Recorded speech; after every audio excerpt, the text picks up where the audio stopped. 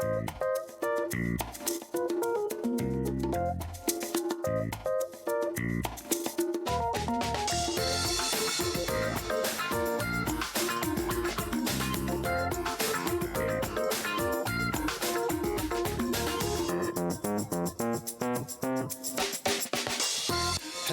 and welcome to the Pro Detailer podcast. We are here with another celebrity guest, surprise, surprise, and we've been joined by one and only Dave Kendall. Hello. Hello. Good morning. How are you doing? Very good, thank you. You? Surviving. Good. And we've also got Ian here for Wit and Wisdom on Demand. Yeah, I'm still here. Yeah. That's cool. So, David Kendall, lots of people know you in the industry because you've been in it for how long? At least 10 years, because that's when I met you. 14, 15 now. Yeah. Pretty cool. Quite a while. And you've worked for various different companies. Yes. The big one from a detailing point of view is Rupes. Yes. And you worked for them for how long? 12 years in total. 12 years. And that was basically running the UK side of things. Yes. After the Bigfoot revolution. Yeah. I mean, it was quite an instrumental part of setting the Bigfoot in motion, really, in the UK and further. Yeah, there was a kind of, I remember we met very early on when it was just coming out, and it was, you weren't there, man, you weren't there. It was a sort of feeling as it grew and got big. Now, however, after sort of left Rupes before the COVIDs and stuff like that, for quite a long time before all of that, and then you worked for Lister, who do some very cool, what do you call it, furniture? Workshop cabinets. There you go. That's much better than furniture. Yeah. And we've got some of it, in fact, at the Detailing Academy as well, which is very nice. And I've seen it around and about. I know Garage Therapy have some as well. They do, yeah. And there is bits and bobs.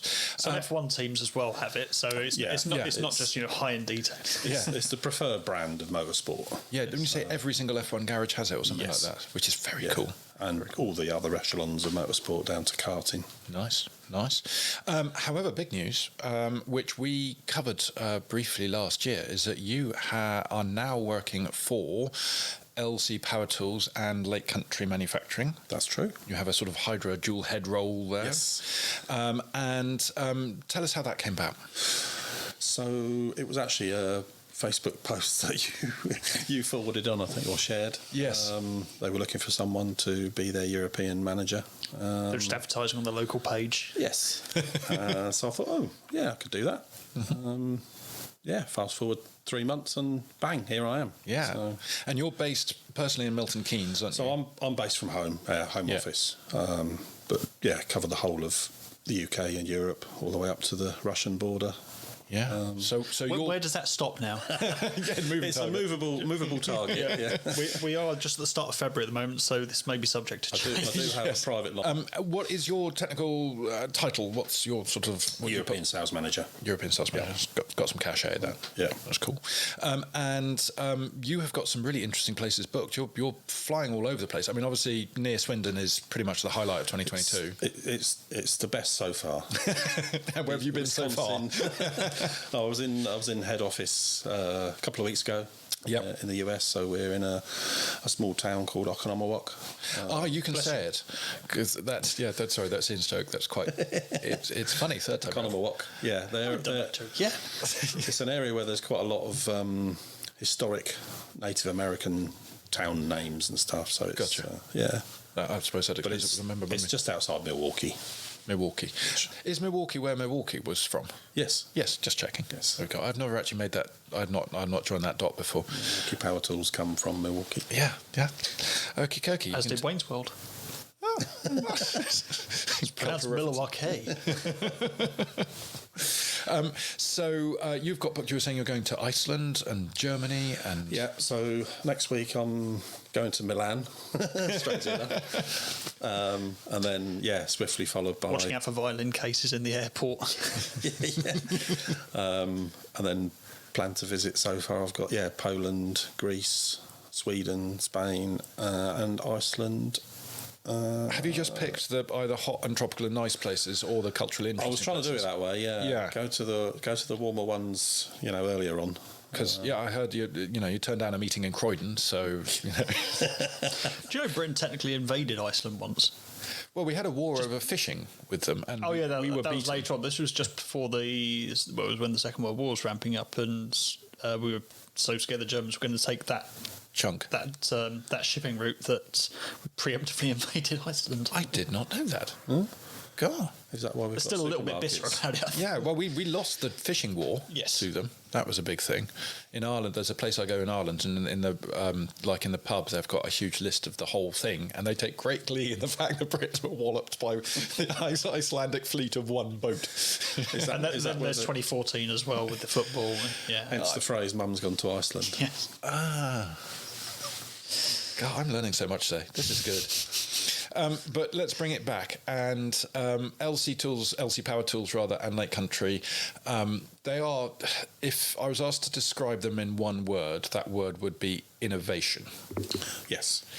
And so we've got the UDOS 51, which came out. And it's an interesting topic, that, because in isolation, if you don't look at the bigger picture and stuff, it's got lots of very cool points. Like, it's the most multifunctional of any machines around. Yeah. And it's pretty well built, and it's solid and chunky. Yep. And then if you then look at the negatives on the side, it's quite heavy, makes a bit of heat and stuff like that, and you've been seeing the cable's not all that long, and you get this sort of feedback loop. But actually, as the first machine, this is what Ian said in his initial review of it, for a first shot at making a machine, it's bloody amazing. Yeah. And the fact that it's being compared to Flex and Rupes machines as a benchmark is a hell of a compliment. Yeah. And we hear that along the grapevine that there is a new UDOS or UDOS. I was going to say, we're never really entirely sure if it's UDOS or UDOS.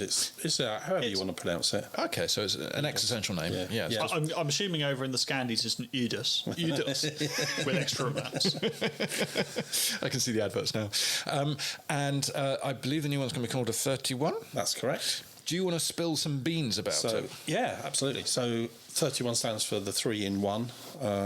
As the UDOS 51 was five movements. Oh, I thought that was just how many prototypes it went through. It's like a reverse of the Adele albums. That's it. Yes. Wow, that's a popular reference. You really didn't get this. No, I know I know roughly who Adele is, but it's not computer. Huh? It's not computer. No. Yeah, that's good. That's good. Yeah. You got that joke. Yeah, you don't need to explain anything. Yeah. I'm not bothered. As far as I'm concerned, if it's not sort of pre-1970, I can't be asked with it. So, Dave, 3-in-1. So the 3-in-1. So what movements? So it's going to have I have a rotary function. Mm-hmm. It'll have an 8mm random orbit function, primarily for sanding, and then a 15mm random orbit. So it's dumped. The 51 has a 21 and a 3mm, which are both the kind of extremes. So by dumping those extremes, I'm guessing it's a much more compact machine as a result. Yes. Yeah, I mean, obviously they've listened to the comments that were made from the 51, taken those on board, and yeah. Because 8mm was quite an odd orbit. I think the only machine that I can remember that had an 8mm is the VRG. Yeah. That forced rotation of flexes, the first one. So the thinking behind the 8mm is for sanding, like just dodging into sanding. It's quite a long throw for that. Because if you look at even like the Rupes Duetto, for example, was a 12mm throw, and they kind of said, look, with the finer grade abrasives that you would need to be, obviously, if you want to take a lot of material off, you're going to get a sander, a dedicated sander, 3mm, 6mm orbit. But with an 8mm, it's for the finer stuff. So, 3000 abrasive, you're just going to do some light sanding, and then you're going to take that pad off, put a foam pad on, and bring it back to all its glory. Because you don't, manufacturing doesn't make sanding abrasives, does it? No. No, okay. No. Cool. And it was described by somebody in the know as looking more like a shark. So yes. How would you describe her body? Nurse shark, hammerhead shark, whale shark. Whale shark can look very different. What's a maritime? It certainly wasn't a hammerhead, despite the fact that... Unless you've got the two handles either side. Two in one. And then you hold the back with your third hand. It's just that sleek shape. So you've got the rounded nose front.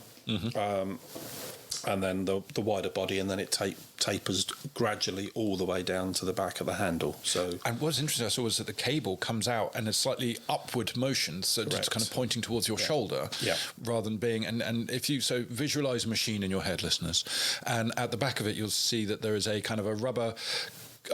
Collar is probably the best word to say. Guide for the cable to protect the cable. With the LC one, it goes up. So what we've done is angled that connection slightly, because everyone puts which I guess would put less stress on the connection as well. Exactly, yeah. Which is from experience quite a lot of problems is where the cable disconnects at the back of the tool, because you're throwing it over your shoulder, and obviously the cable, not the tool. Yeah, or both. And that becomes a pinch point, doesn't it? So that's clever. See, again, that's innovation. What I also like is I hear, speaking as a colourblind, short-sighted lefty with all sorts of other things, specifically the lefty element of that, you've got the lock on both sides. Yes. So the trigger lock is both sides of the machine. Unfortunately, it's blue, so you still can't see it. No. And you've got things like a bigger trigger, you were saying, as well, for easy bigger use. progressive trigger. So and where's the speed control? Speed control right just on the top, so you can fiddle it with your thumb. Yeah. And the speed control. Tell us what it sounds like. Just an impression. Yeah. Paint that picture. And in terms of, we can't talk specifics because, frankly, specifics aren't known because we're still in dev period. But there is chat about a September reveal. Automechanica. That would be the plan at the moment. That's the target, as I say. But no pre-orders. Things can move. So. Yeah. Well, you never know. It could be COVID-20. Could be the next thing, couldn't it? Yeah. But there is a 3D printed model prototypes in existence, and you've even touched said thing. I have touched it. Yes. And so I don't know, for Waxstock, just talking here, just wondering if Lake Country over in Okinawa are listening, whether they want to bring that model to Waxstock and stuff. You never know. If we can get one there, we will. Putting it out there. Well, I know some good couriers. Or if you need me to go over and pick it up, I'll happily do that. Yeah, this year is looking to be the launch of quite a lot of detailing tech in the entire industry so far. We're under embargoes from quite a few people. Yes, so far. I just know who you're talking about now, and they were very. I felt that we might have horses' heads in beds if we mentioned that one. We've got to be careful. But I think it's going to be good. I think Waxstock's going to be super fun because of that. Because I think quite a few will be taken to Waxstock. I think Automechanica is another one. Decon in Germany might be an interesting pinch point for some things. Mm-hmm. So there are lots of opportunities. And there's a show in France. We're using this as a random catch-up. Yes, talked to some people yesterday at Valet Pro, and they're going. Mm-hmm. So that'll be fun, and we should go in the back of the van then. Well, no, I was going to suggest we go by Flappy Aeroplane thing or by Subaru. I'm going through Subaru. They have to go under or over Paris. It'll be fine. I'll put the lights on it. So that's all going to be good. And moving back to innovation, there's another thing that I've smelt along the what do you call it, the grapevine. Yeah. And that is that you've got a very funky new app in development. Yes, we have. Yeah. And I heard it was called Shine Score. It's Shine Score, and you're saying you heard. He told me. It was about 5 minutes ago. Yeah, I know. Frankly, I've been more proud of the fact that I remembered. Yes, so, that was... You're like a really crap version of Gossip Girl. I don't know that reference. But yeah, so the Shine Score is essentially turning your mobile phone into a gloss meter. That's it, yep. Sorry, you were looking as if you were going to make a nice long explanation about that. I was winking at you involuntarily. Oh, I thought that was sexual. So the Shine Score system, obviously we know gloss meters from Row-Point, for example, who make very high-tech, very precise, very, top-notch gloss meters, but they do cost an awful lot of money. Yep. And this is more pitched towards the amateur wanting to just see the benefit of their work, or the professional wanting to have a quick reference guide for their customers. Say, look, you came in at a 2, you've gone out as a 6, and your car's shiny a 2. Yeah, and it's designed that it's going to be a little bit more than that. So it will measure before and after, it will score it, but it will also give you various other reference points so that the detailer can actually demonstrate what he's doing with your paintwork. It's documented, so it provides kind of like a not a warranty, but that kind of underwritten an overall score. Yeah. No, it works, and I mean, we've got to be careful about what we say here, but it's a good idea to be able to quantify the quality of finish. Has a real commercial advantage. It will measure someone's ability. Yeah. Yes, but ability or success level. Yes, exactly. Yeah. Yeah, take photo with it there. Just note you've got a 0. Let me put my makeup on. And that's, I mean, it works on both Android and Apple, which is grand, and it works across different hardware platforms, like different telephones. I can see that being an interesting challenge because my telephone is an oldish one, by Samsung, so it's listening to us, and it randomly answers questions. I didn't ask it. As if I say, "Hey Google," it then starts getting very patronising. But that's got 3 cameras and a flash in a line, whereas I know the latest Apple iPhones have got even more cameras in silly positions and stuff like that. So I can see potential for some sort of hardware addition that you could get with it, which would be kind of cool to cut out external light. It's possible. Possible. Bit like that thermal camera of ours. Yes, that we seem to play with that more than we use it, if you see what I mean, because you just take photo stuff. We basically, when we're doing the mag, usually when mega testing, we are kind of trying to think of different metrics, different scores that nobody's done before, which basically involves Ian and myself hitting the internet and buying lots of very specialist tools, usually from completely different industries.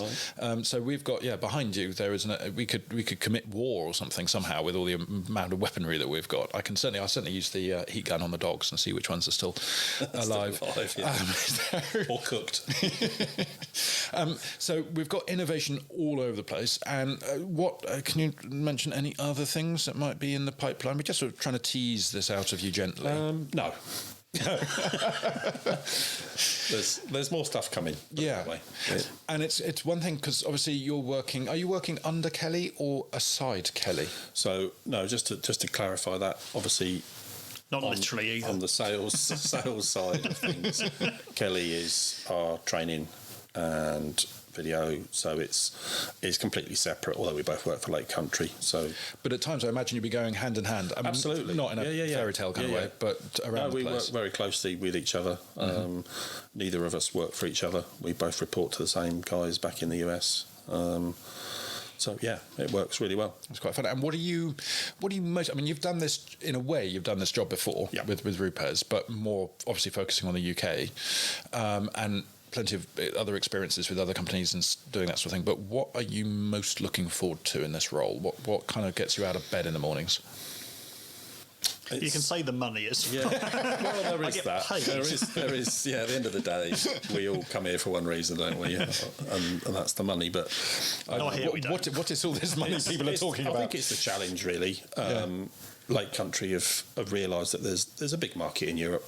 It's almost like they bought a world atlas and only opened the first page and then suddenly thought, guys, look, there's another 60 pages. Look at this. This is Uganda. It's been stuck together all this time. So, Europe is a huge challenge. And as we found out in this country. That's what kind of turns me on, really. It's a big challenge, and it's one thing we can do. Have you done lots of market analysis of different parts of Europe where the growth is, where it's already... I can imagine that sort of thing you'd be having to do. Where would you say is the biggest market for Lake Country, not based on sales, but based on kind of overall size and uptake in Europe at the moment? I'm guessing it's the UK. Currently, Germany. Oh, Germany's bigger than the UK? Germany's bigger. But there's certain caveats to that. And I suppose the UK would be second. Third would be Poland.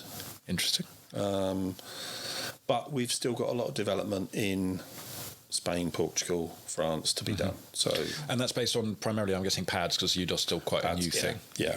Interesting. Well, the French and the Spanish don't really care about the quality of their cars half the time because they're too busy ramming them into each other. Yeah. As anybody who's driven, this is just a observation, having driven in most of those countries. Yeah, well, I mean, the death rate certainly in Spain and Portugal is. France, I think, has got it's got a similar population to us, but twice the size, so it's half the density, and their accident rate is something like twice ours, or death rate is twice ours. I'm going to get screwed here on someone who figures, but somewhere like, I think it's Portugal, is one of the most dangerous parts of Europe, this side of Eastern Europe, to drive, and it's terrifying. I mean, they knock out like 10,000 people a year. I won't be hiring a car when I go there.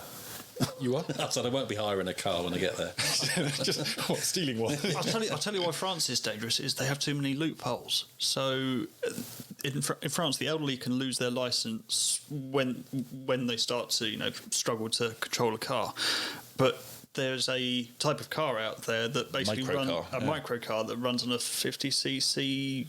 Yeah, it's small and light. Like it's like a Kai car, but a bit smaller. You see one of those coming down the road, you dive. Yeah. There's a because lunatic behind. cataracts don't mean anything to the drivers there.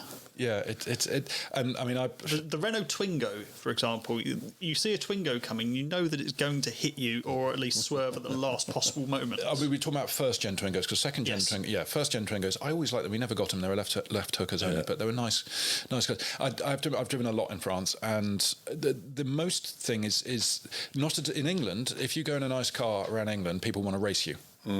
If you go in a nice car in France, people want to wolf whistle you.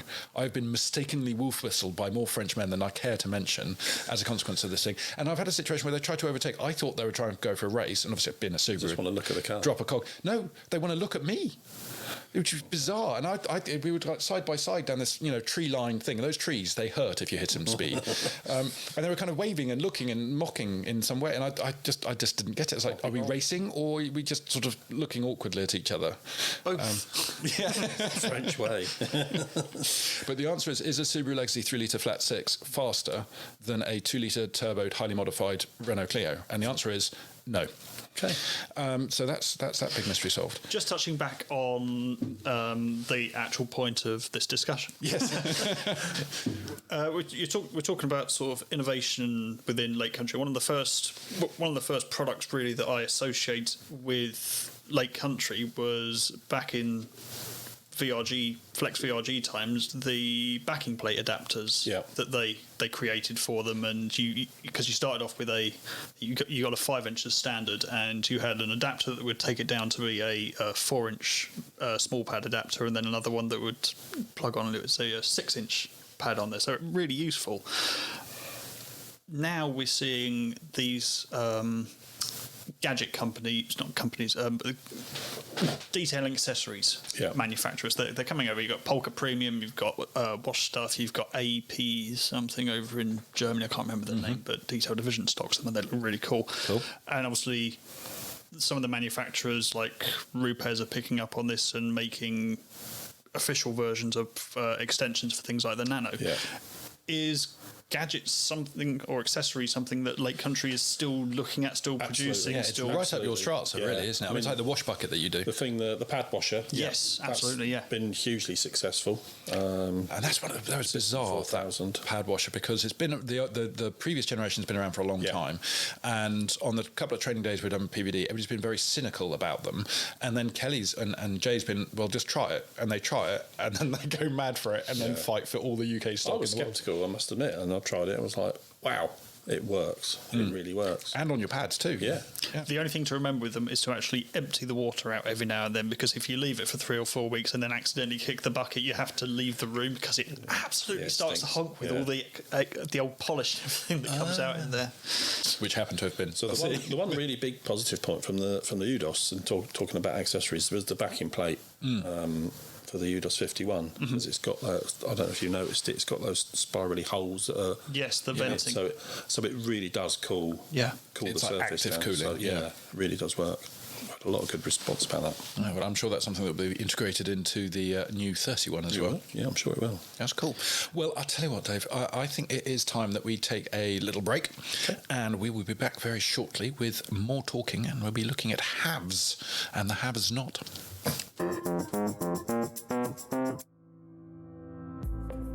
I hope you've been enjoying this podcast. I just wanted to take a minute to tell you about a new book that myself and Ian have been putting together.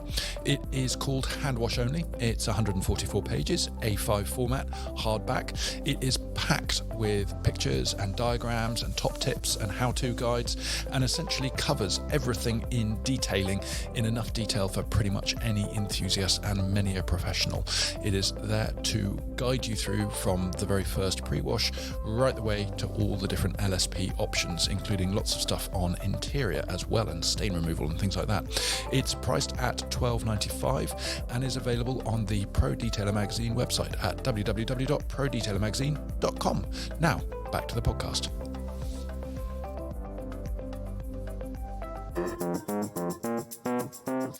And we're back, and we're still joined by Dave Kendall of Lake Country Manufacturing and LC Power Tools. Well done. Marvellous. I got out. I was looking at your shirt, not your nipples. That's why it's there. I mean, I appreciate the pertness, but still. And I think we've got a really interesting topic here, which is HABs. Now, you've got some experience with HABs. I have, yes. Hand-on vibration and hand-on vibration syndrome. Indeedy. Which is quite often referred to as white finger. Mm-hmm. I can't hear the word white finger without putting a Bond theme tune in. I swear that was Goldfinger. So it's anyone that's using a power tool of any type. Obviously, it gives off a vibration. Mm-hmm. And I mean, not a torch, but yeah. No, not a torch. And it is a legal requirement for those tools in a workplace to be tested on a yearly basis. Yeah, this is an interesting little aside, is that technically if you as a detailer employ someone and they're using tools on your premises, if they turn around with white finger, then you're potentially on the chopping block in the trouble. And if HSE come over, Health and Safety Executive come over, it's not just the fire extinguishers they'll be looking at, it's the machines, and to ask if you've done HAV testing, which you actually documented evidence of a yearly test and recording the results. And you actually did this for somebody, didn't you? I did, yes. Yeah, for a short period. I carried out HAZ testing across a lot of different garages and service centres across the UK, both for cars and even trucks. Tested all the technicians' tools. So this is something you need to be aware of. It's like having a waste management license and stuff like that. Lots of people don't think or know about it, and then they only find out when it's gone wrong. So, and a yearly test, and you were saying the kind of grey areas. So, for example, in garages, a lot of mechanics bring in their own tools. Yeah, so that's irrespective. If you use that tool in your workplace, then whether you've bought it or the company's bought it, those tools need to be tested. Gotcha. So if it's on the premises of the workplace, it's got to be tested. Because when you buy a machine for the first time, and everyone obviously reads all the instruction manual. Yeah, I read it in all the different languages as well, just to make sure it goes in there. It's a Spanish novella, Manuel, but it has a section at the start of it that lists the in-factory testing. That's not a valid for the first year. No, that's a factory test. It gives a guide as to what the tool will do, but actually using that tool, there's so many variations on who's using it, whether they're using it vertically, horizontally, is it on a car panel, is it on a lump of steel bolted to a worktop. Well, this is the thing about it, it's a lot about the user as well, in that you could have two users doing the same panel with the same machine, but the way in which one person uses it produces more vibrations. Give a different reading. It's an interesting thing to be aware of. And what I didn't realise is there are lots of tools that, particularly air tools, that are actually banned, condemned. You're not allowed to use them, like air hammers and air saws, which are really handy and get the job done quite often. But air guitars are still fine. Yeah, air guitars are allowed. I've always used an air guitar myself. Yeah, I know, I've seen the video. It was submitted to evidence. So actually in a professional, I mean, can you even buy those air saws anymore? Or you can still buy them. For home usage, I'm guessing. You can use them at home. It sounds like a skyhook. Yeah. Go and get the air saw from the shop. The apprentice goes out the back, he's around the shelves. And some tartan paint. And a long weight. And a reach around. I've never heard that. We're in different sheds, aren't we? Yeah, definitely different trades. One's the one with all the air guitars in.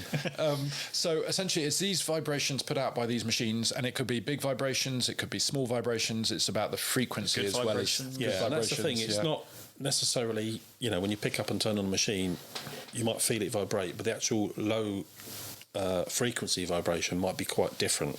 So just because it shakes doesn't mean it's got a lot of vibration. It's what it actually is doing in your hand, and therefore wrist and arm. What's it measured in? Hertz? It does after a while. Yeah. You're on fire today. Yeah. That's an interesting thing, because it might be that you pick up a machine and think, oh, this doesn't vibrate very much, but actually, because it's doing lots of little fine vibrations, 3 months down the line, you've got a pale finger. Yeah. It's measured in meters per second, is what it is. Meter per second. Oh, so you can race them as meters well. Per second. You put two machine polishers down the ground, set 1 on 6, and see which one gets to the finish line first. Meters per second squared. So that's a measure of acceleration rather than speed, isn't it? And it's done on an accelerometer, but it's that movement, that fine movement. Do that again. Do that again. For the benefit of the tape. And the important thing to remember is once you've got white finger or some sort of repetitive strain injury, you can't get rid of it. For life, you'll die with it. Yeah. Not necessarily of it, but with it. You can manage it, but you can never get rid of it. It's not curable. You can't unvibrate your hand. Unvibrate, no, you can't.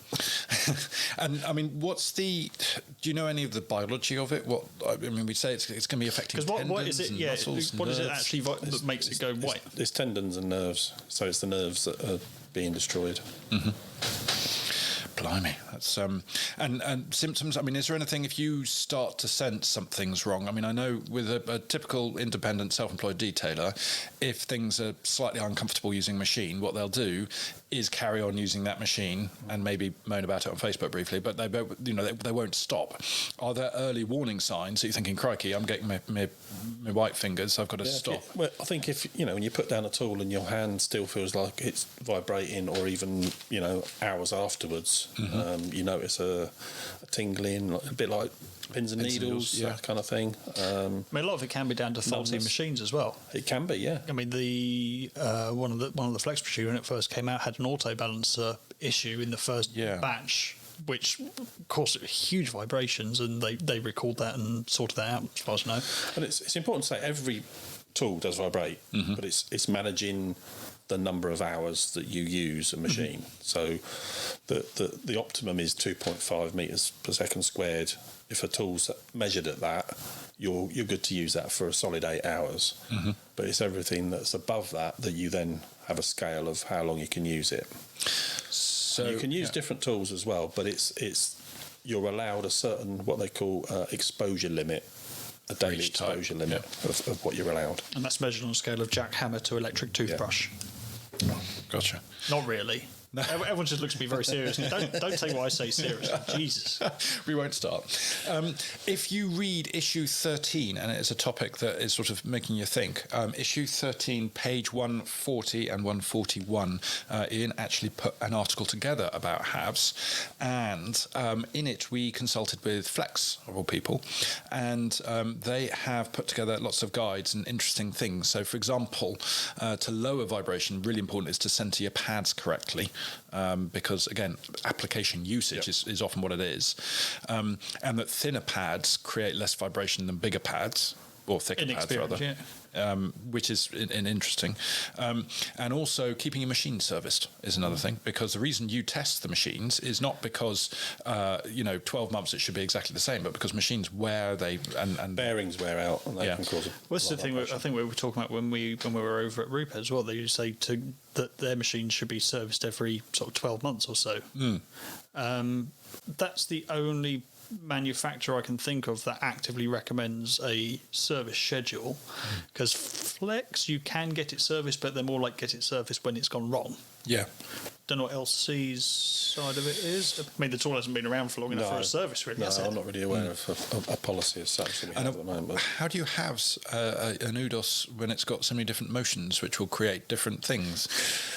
Don't know. This expert. I think you'd have to measure them on each movement at different speeds and all the rest of it. I mean, just a couple more tips here is to take regular breaks and stretch both your arms, your fingers and stuff like that to encourage good circulation, and also alternate the different tools. I mean, obviously detailers were primarily using DAs and rotaries, but if you were to alternate between those two, they have different kind of profiles, if you like, so that would help you.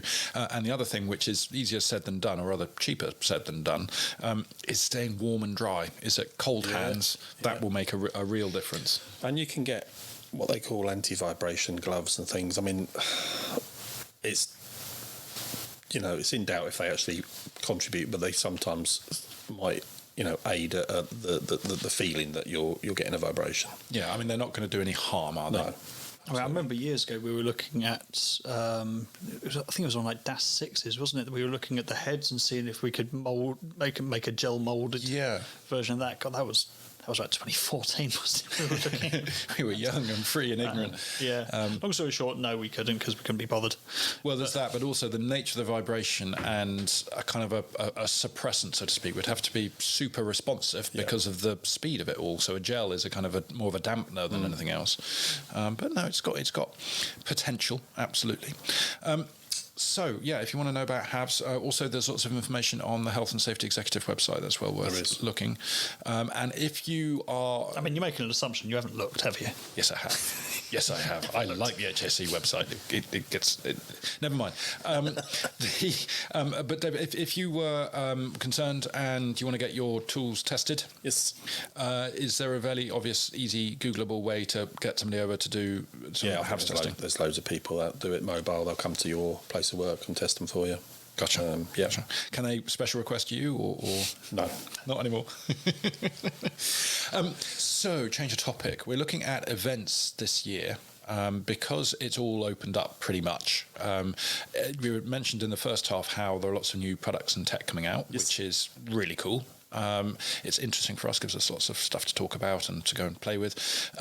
But also it means that at the shows this year, there's going to be like a queue of manufacturers desperately trying to get out there to make sure that, the products are released. And I guess it's been a couple of years for a lot of people that we haven't been to a show or exhibition. So well, pretty much everyone. I mean, I think somebody turned up to Waxhaw last year, but it was it was kind of a little Toby, was it? He still got drunk and got kicked out of the casino. Had a fight with a lamppost. But the so in terms of quick timetable, we've got Tours en France, which can any of us remember the name of that show? We want to go to it. I can't remember the name of it. No, not at all. Probably something in French. I did Google. Yeah, you touch your phone with it, and that is in March. And I know for a fact that Valet Pro are going to be there. Mm-hmm. We're going to be there, and Dave's going to be there. So that's a good start. That'll be the English speakers, and then Cycle Forward Waxstock. It's called the Detailing Show in France. Just called the Detailing Show in France. The or le? Le Detailing Show. I would have thought it's feminine. And then we've got Waxstock in the very first weekend of June. So heads up, it's because of something to do with the Queen's birthday. Queen. Yeah, Jubilee. Yeah. Okay. Well, I mean, did you see all the memorabilia that was made by accident in China? No. That's all been printed up the Queen's jubbly. Lovely. And it's selling as I can imagine. Yeah. It's going to be collectible. And so that's the very first weekend in June on the Sunday. Yes. And then we have Automechanica in. Well, first of all, we've also got Decon. Mm-hmm. That's in April. That's in April, in fact. So that's before Waxstock. Yeah. We're going to be all over the place, aren't we? We always are. We always are. That's fair. And then we've got Automechanica in September in Germany. Yes. Frankfurt. And so it's going to be a busy old year. And then, of course, you've got all the old other car shows and general scene stuff, which will have probably detailing bits. October, November. SEMA, yeah, for those few of us who can afford to go over there. We really want to go to SEMA. I want to go to SEMA. I don't even like Vegas. But anyway, it's true. He's such a whiny little bitch, isn't he? I think it is time that we turn to the 10 quick fire questions. So traditionally, Dave, we've asked people this. Now, some of them are more relevant to detailers than they are to normal human beings. But we're going to push on nonetheless. What is your current car? I am currently driving a VW Arteon. I saw it as it turned up. It's an R line, isn't it? It's not a Type R. Okay. Hang on. It's not got an EA triple. Yeah, it's an R line, exactly. It's got your heated seats, not your EA triple. I do love a heated seat. It's the only way forward. It looks very swish. You Nice. You look like a high-end Escort driving that. It's very executive. What is now? Obviously, you're not a detailer. No. Don't profess to be one, but you are more than handy enough with a machine in your hands. Sometimes even a polish machine. Polisher. Yeah. What is the first car that you kind of sticks in your memory about detailing? It was a Toyota MR2 Mark II in red, which had faded quite nicely. And I polished it. Nice. It's nice. Strange enough, I've done one of those with Andy Allgood many years ago. I did a little tiny piece of it. Was it yours? No, it was my son's, Harry's. This was a magazine car. This was Practical Classics years ago. I always love those cars as well. So, what is your dream car? I think if I was, I'd go Corvette Stingray, but the 60s, 70s, that shape. So C2. Iconic. Yeah. Not the moon landing ones. No. That's C1. The really isn't it? curvy ones. Yeah, C2s. I can see that C2, Just for C3. the shape. I do love that shape. Iconic. See, it's an age thing because you've got a couple of years on me. I'll have. Give or take. More than that. And I always like the C4 ZR1 was my Right. dream Corvette until I realised that they're all plastic and don't handle in there, stuff like that. But I still quietly like one. I just remember I used to do the old commission sale and I sold a C5 Corvette, and Frank, I'm not like a brilliant driver or anything like that, so but I really underestimated how much power that thing had with an automatic gearbox, because just driving it normally it feels frankly rubbish. I thought, I'll give it a bit of a hoon, wake the guy up next to me, this small sort of 50-year-old chap from Birmingham. I'd love to drive. Can you take me out for a drive before I buy it off you? Yeah, sure, okay. Came to this T-junction, and anyone from around where we are know that there's the Tetbury Road straight. Yes. Coming onto the side of that road, and I'm like, okay, so I'll give it a bit of beans and just get the tail out a little bit. Pulled out of there, and I swear I was about half second away from being in a ditch. Bloody thing. So, okay, that carries on going. Just sort of the guy just looking at me, holding on, going, "Is it brilliant? This is." Yeah, you nearly died. But you don't know it. Did you sell the car to him in the end? Yeah, absolutely. Some of the insurance policy as well. Airbags are good. Actually, no, C5 would have airbags as well. C4 didn't. A personal question, Dave. Yes. How many buckets? Oh, 3. 3 buckets. What do you do with the 3 buckets? I use one for the wheels, Yeah. one for wash, and one for rinse. I see. Yes, see. I've read your books. One to stand on to do the roof. One for beer to cool them down. Yes. Would you prefer ceramic or a wax? Ceramic. Okay. Definitely. Explain yourself. I can't. I just prefer ceramic coating. Okay. Yeah. Okay. There's no wrong answer to Although, this question. I do like a traditional wax as well. But Okay, but in automotive given a terms. choice, yeah. Yeah, automotive terms, ceramic. If I was going to put one on my car, that's what I'd do. That's what you do. Because you only have to do it once. Yeah, and it doesn't hurt so much when you pull it off. Ferrari or Porsche? Ferrari. Interesting. Any particular Yeah, I was going to ask exactly that. I think just because... red? No, it's one of those things that you grow up, you've got the... What? No, that hasn't happened yet. The yeah. Magnum PI, then you've That's got a Yeah. 308, Miami, Yes. then you got Miami Vice with the which was a Testarossa, which was actually based on a Corvette, apparently, because Ferrari originally in the first series were given one, and it was based on a Corvette, and then they got a real one. That's... Yeah, it's kind of ingrained in me. Cool. Okay, this is a more important question. Yes. Subaru or Mitsubishi? Subaru. Good man. 100%. What's your favourite Subaru? Your most favourite, obviously. Probably the Impreza. Okay, still young at heart. They look great in the rearview mirror, don't they? Yeah, the blue ones.